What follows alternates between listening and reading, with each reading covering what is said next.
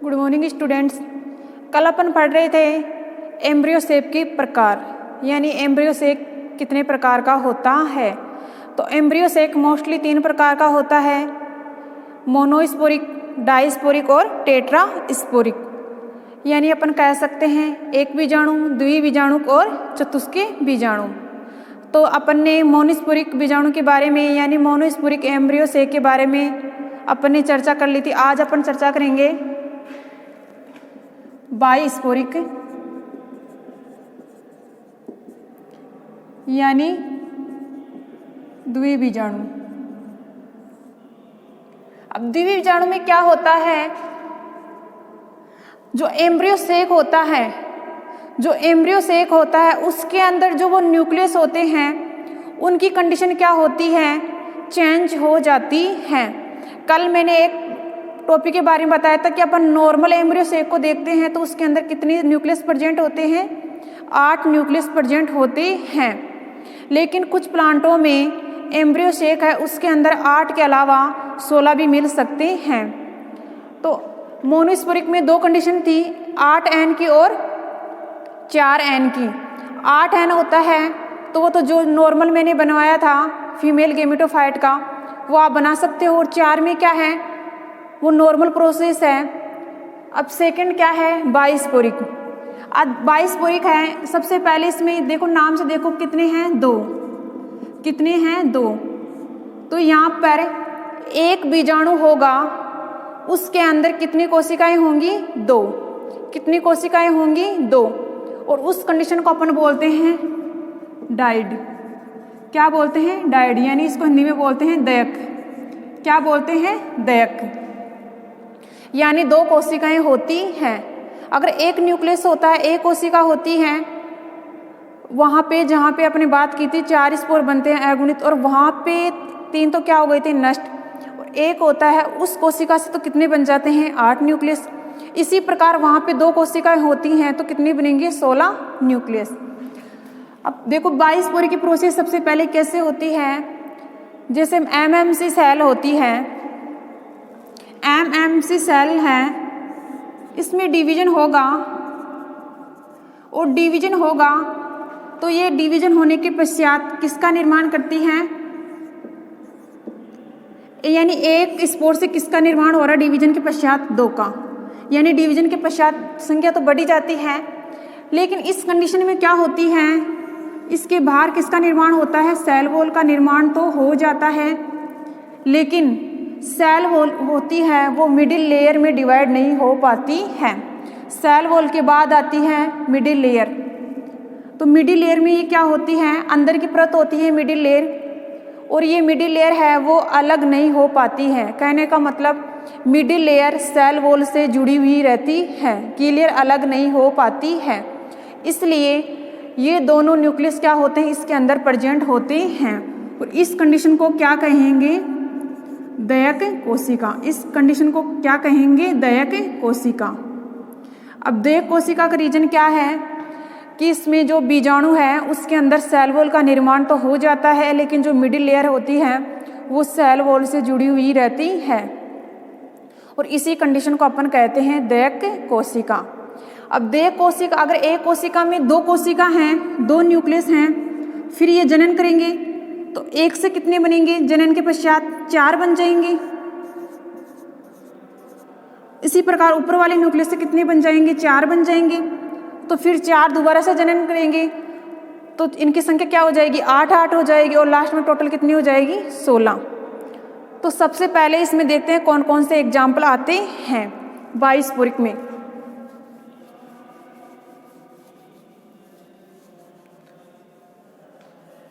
बाइस्पोरिक है, इनमें 2 प्लांट आते हैं, एलियम और एंडोमियम। एलियम और एंडोमियम।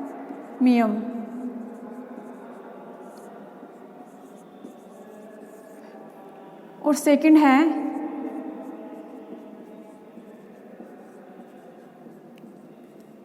एलिमियोन। सेकंड है एलिमियोन। अब एलिमियोन और एलियम में दोनों में कितने न्यूक्लियस बनेंगे, 16।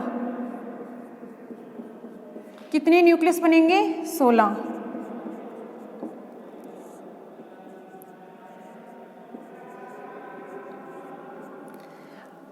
दोनों में इक्वल बन रही हैं, लेकिन दोनों में जो इक्वल जो लास्ट में न्यूक्लियस बनते हैं उनकी पोजीशन क्या होती है? डिफरेंट होती है।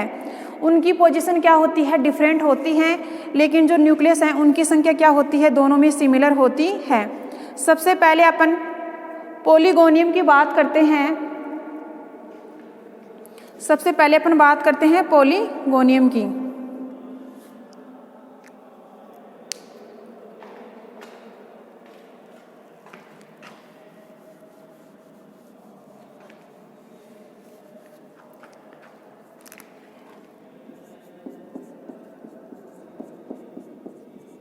पॉलीगोनम या एलियम की अपन बात करते हैं तो इनमें न्यूक्लियस की संख्या कितनी होती है?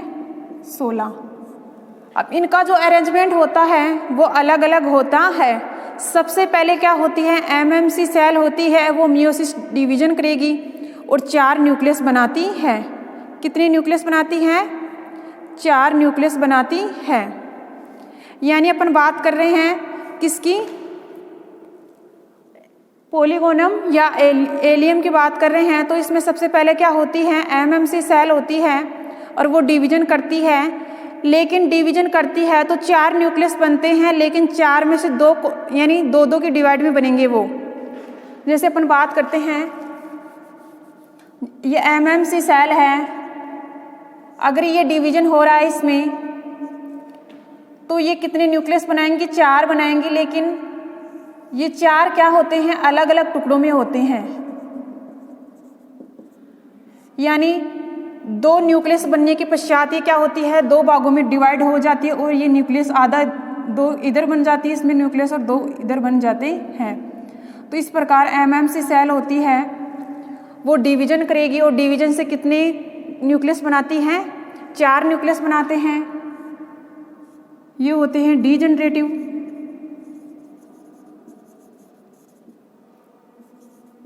डाइड सेल और ऊपर वाली कहलाती हैं फंक्शनल।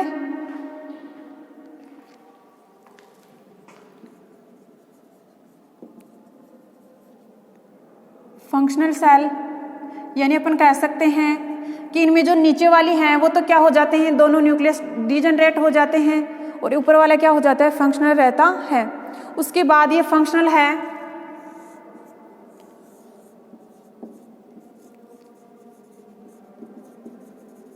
ये क्या करता है? डिवीजन करेगा और कितनी संख्या बना लेगा? 4। 4 से फिर बनती हैं 8।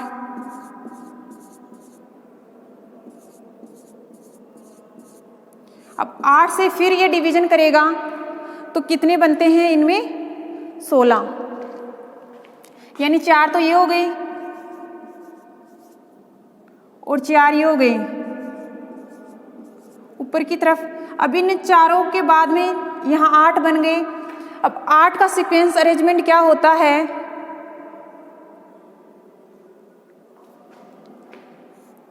अब 8 का अरेंजमेंट क्या होता है?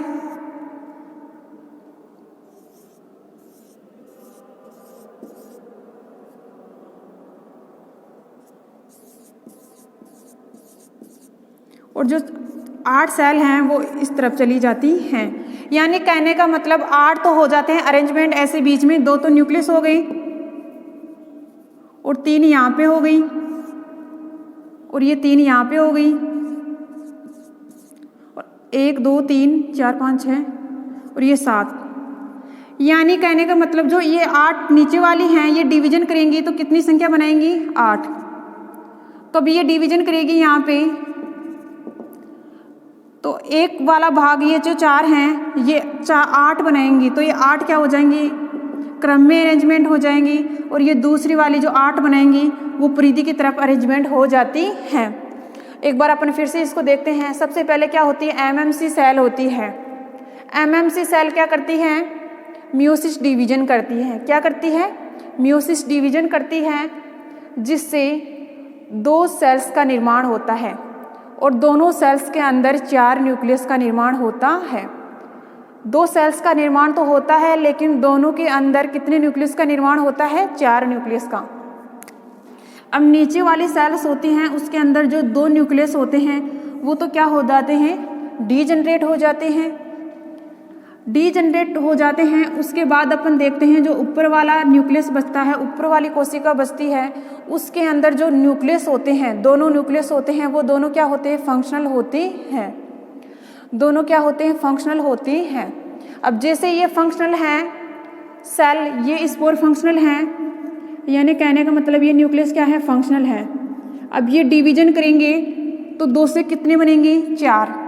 अब 4 वैसे डिवीजन करेंगे तो 4 से कितने बन जाएंगे? 8। कितने बन जाएंगे? 8। अब यहाँ पे फिर से क्या होगा? डिवीजन होगा, तो 8 + 8 यानी 8 न्यूक्लियस बनेंगे। 4 वाले से तो बन जाएंगे नीचे की तरफ 8, और ऊपर वाले से 4 से बन जाएंगे ऊपर की तरफ 8। लेकिन 8 को अपन को एम्ब्रियो सेक में, यानी चाहे ये ले लो 8 या चाहे ये ले लो 8, लेकिन सबसे पहले अपन को अरेंजमेंट करना है जो अपन नॉर्मल करते आ रहे हैं 8 न्यूक्लियस, उसी प्रकार अपन 8 न्यूक्लियस का तो अरेंजमेंट कर देते हैं ऐसे। 3 तो नीचे की तरफ एग सेल में और 2 होती हैं सिंड्रेजिड, और ये हो गए सेकेंडरी न्यूक्लियस। इसी प्रकार 3 न्यूक्लियस होते हैं, वो ऊपर की तरफ होते हैं, उनको बोलते हैं एंटीपोडियल सेल। एंटीपोडियल सेल। अब जो ये 8 बच गए, अब ये 8 हैं, ये भी क्या होते हैं? कहीं न कहीं इस एम्ब्रियो सेक के अंदर इनका भी क्या होता है? सीक्वेंस होता है। तो ये 8 क्या होते हैं? परिधि की तरफ जाकर जुड़ जाते हैं। 4 इधर और 4 इधर, यानी कहने का मतलब जो ये 8 बचते हैं वो परिधि की तरफ जाके अटैच हो जाते हैं। लेकिन जैसे ही अपन इनको टोटल गिनते हैं तो कितने होते हैं? टोटल 16। 4 तो 4 इधर 4 इधर, तो 8 तो ये हो गई, और 8 पहले से अपने एम्ब्रियो सेक में क्या कर रखे थे? अरेंजमेंट, तो 8 हो गए। टोटल कितने हो गए? 16। इस प्रकार बाइस्पोरिक है, उसमें कितने न्यूक्लियस प्रेजेंट होते हैं? 16। 16 का अरेंजमेंट 8 है, 8 के में होगा अंतर, यानी 8 के टुकड़ों में होगा, तो 8 को अपन को अरेंजमेंट करना है एम्ब्रियो सेक में, जैसे नॉर्मल एम्ब्रियो सेक होता है उसी के अकॉर्डिंग। और दूसरा है उसमें 8 को करना है अपन को परिधि की तरफ, चाहे आप यहाँ पे दर्शा सकते हो, अगर परिधि की तरफ आपने नहीं दर्शाया तो ये आप 8 भी दर्शा सकते हो यहाँ तक की। और लेकिन आपको टोटल कितने करने हैं? 16 न्यूक्लियस, यानी ये 8 न्यूक्लियस हैं इस एम्ब्रियो सेक में। इनकी पोजीशन कहीं भी नहीं है, लेकिन इनकी पोजीशन देखी जाए तो परिधि की तरफ होती है मोस्टली, लेकिन फिर भी किसी कारण की वजह से आगे पीछे ऐसे खुले घूम भी सकते हैं इसके अंदर, एम्ब्रियो सेक के अंदर। तो इनकी पोजीशन क्या होती है? 8 की तो फिक्स पोजीशन होती है, 8 की कोई फिक्स पोजीशन नहीं होती ही नहीं है। तो ये हो गया बाइस्पोरिक एम्ब्रियो सेक। इसी प्रकार अपन बात करते हैं सेकंड एग्जाम्पल है, उसकी अपन चर्चा करते हैं। तो इसमें आता है पॉलीगोनम में। तो पॉलीगोनम में भी कितने न्यूक्लियस का निर्माण होता है? 16 न्यूक्लियस का निर्माण होता है, इसी क्रम में होता है। लेकिन जो 8 न्यूक्लियस होता है वो इसी क्रम में अरेंजमेंट होंगे, और वो 8 न्यूक्लियस का भी उसी क्रम में, यानी उनका कोई फिक्स अरेंजमेंट नहीं होता है। इस प्रकार अपन थर्ड पढ़ेंगे, उसको बोलते हैं टेट्रा स्पोरिक। टेट्रा स्पोरिक में क्या होता है? जो बीजाणु होते हैं उनका क्रम क्या होता है? थोड़ा चेंज हो जाता है, यानी उसका जो क्रम होता है बीजाणु का वो किस शेप में होता है? चतुष्फल के शेप में हो जाता है। सबसे पहले क्या होती हैं? एम्ब्रियो सेक में जो कोशिकाएं होती हैं उनमें क्या होता है? न्यूक्लियस कितने होते हैं? 8 भी हो सकते हैं, फिक्स नहीं है कि इनमें 16 ही हो। बाइस्पोरिक में फिक्स है कि बाइस्पोरिक में जितने भी एग्जाम्पल होते हैं उनमें मोस्टली कितने न्यूक्लियस होते हैं? 16। और मोनोस्पोरिक में भी फिक्स है, अगर ये एग्जाम्पल इनके क्या है? फिक्स हैं, और फिक्स के आधार पर इन एम्ब्रियो को डिवाइड किया गया है। लेकिन यहाँ पे चतुष्फल की अपन बात करते हैं टेट्रा स्पोरिक में, तो इसमें जो एडोक्सा है, प्लांट है एडोक्सा, उसमें कितने न्यूक्लियस होते हैं? 8 न्यूक्लियस होते हैं। और पेनिया है, उनमें कितने न्यूक्लियस होते हैं? 16 होते हैं। लेकिन इनमें 2 कंडीशन लागू होती हैं। टेट्रास्पोरिक में कितनी कंडीशन लागू होती हैं? 2 कंडीशन लागू होती हैं। एक तो होती है युग्मक संलयन के पहले, एक होती है युग्मक संलयन के बाद। 2 कंडीशन लागू होती हैं और वो सिर्फ 2 कंडीशन किसके? संलयन के कंडीशन के आधार पर लागू होती हैं। संलयन के आधार पर 2 कंडीशन लागू होती हैं। एक तो होती है संलयन से पहले, यानी संलयन नहीं होगा, यानी संलयन नहीं होगा, और सेकंड होता है संलयन होने के बाद। कहने का मतलब यह है संलयन होने के पहले, यानी उसमें संलयन हुआ ही नहीं, अपन कह सकते हैं संलयन एब्सेंट से पहले, यानी संलयन होने से पहले जो प्रक्रिया होती है उसको बोलते हैं, यानी उसमें युग्मक संलयन नहीं होता है, यानी युग्मक संलयन नहीं होता है। और सेकंड स्टेप है युग्मक संलयन होता है तो कितने न्यूक्लियस का निर्माण होता है, या अपनी इस कंडीशन को बोलते हैं युग्मक संलयन से पहले या युग्मक संलयन के बाद। लेकिन युग्मक संलयन से पहले होता है तो होता है कि उनमें जो मेल और फीमेल हैं उनका संलयन होता ही नहीं है, और सेकंड है अगर उसमें युग्मक संलयन हो रहा है तो युग्मक संलयन के बाद। तो इसमें टेट्रास्पोरिक होती है, उनमें 2 कंडीशन बन जाती हैं। जो ये न्यूक्लियस होते हैं उनमें 2 कंडीशन देखने को मिलती है।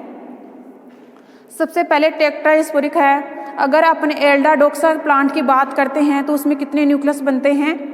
8 न्यूक्लियस बनते हैं। प्रोसेस 8 न्यूक्लियस में है। कल भी मैंने एक बात बोली थी, जहाँ पे 8 न्यूक्लियस आते हैं उनमें जो अपन पहले नॉर्मल प्रोसेस पढ़ रहे हैं वो प्रोसेस यहाँ पे आएगी। सबसे पहले एमएमसी सेल होती है, वो डिवीजन करती है, 4 मेगा स्पोर बनाती है, उसमें 3 तो क्या हो जाते हैं? नष्ट हो जाती है। एक क्या होती है? फंक्शनल रहता है।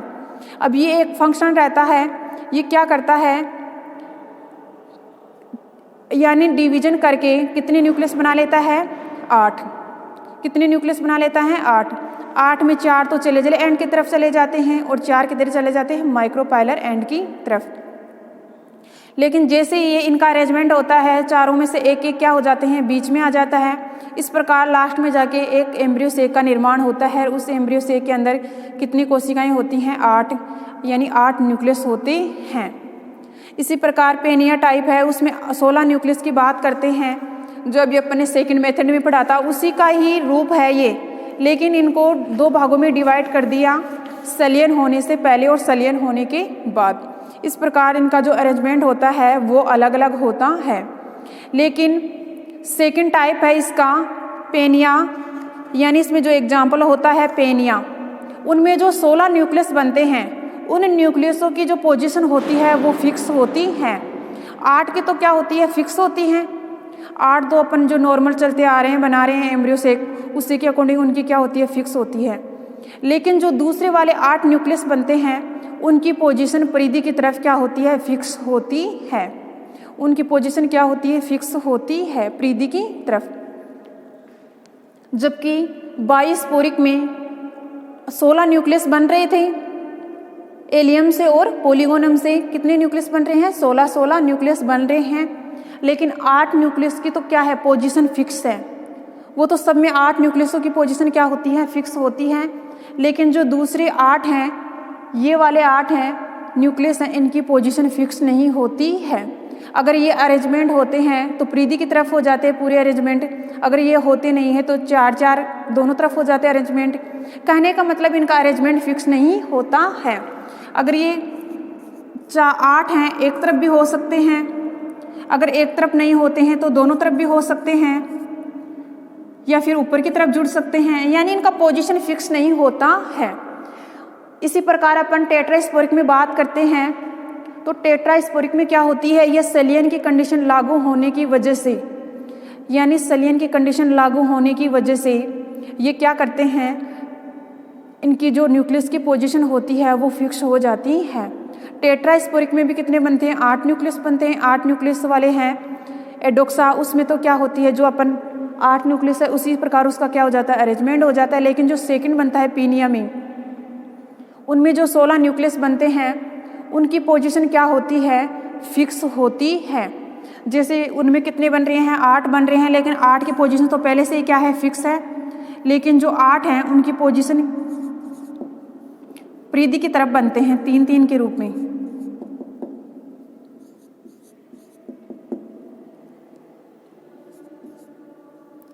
ऐसे परिधि की तरफ बनते हैं 3-3 के रूप में, 2-2 के रूप में। तो इनकी क्या होती है, फिक्स होती है। अगर ये जोड़े के रूप में पाए जाते हैं 3-3 के रूप में, 4-4 के रूप में और 2-2 के रूप में, इनकी पोजीशन क्या होती है, फिक्स होती है। तो इस कंडीशन को बोलते हैं टेट्रास्पोरिक। लेकिन इनमें जो न्यूक्लियस की पोजीशन होती है, तो यहाँ पे कभी कभार क्वेश्चन आता है कि जो न्यूक्लियस होता है, 16 न्यूक्लियस होते हैं एम्ब्रियो सेक में। अगर उन एम्ब्रियो सेक में 16 न्यूक्लियस होते, अगर उनकी पोजीशन फिक्स होती है, तो टेट्रास्पोरिक में किसके आधार पर होती है, सलियन के आधार पे। सलियन से पहले और सलियन से बाद इनकी पोजीशन क्या होती है, फिक्स होती है। तो कल पढ़ेंगे अपन टेट्रास्पोरिक, ठीक है।